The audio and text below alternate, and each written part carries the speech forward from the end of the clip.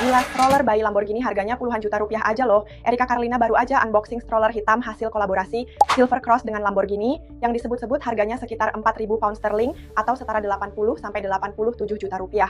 Stroller ini namanya Riv AL Arancio, punya rangka performa tinggi dan kulit asli Italia. Desainnya terinspirasi langsung dari supercar, lengkap dengan logo Lamborghini yang bikin tampilannya elegan dan super stylish. Fitur-fiturnya juga luar biasa, ada suspensi penuh, FootMav teknologi Litermo yang bisa menyerap dan menyimpan panas, plus aksesori lengkap seperti carry cot, rain covers, sampai ke lampu.